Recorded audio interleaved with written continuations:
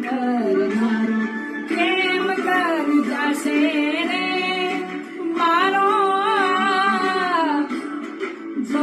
સમજણમાં પાર નહીં પડે રે વાલી વિના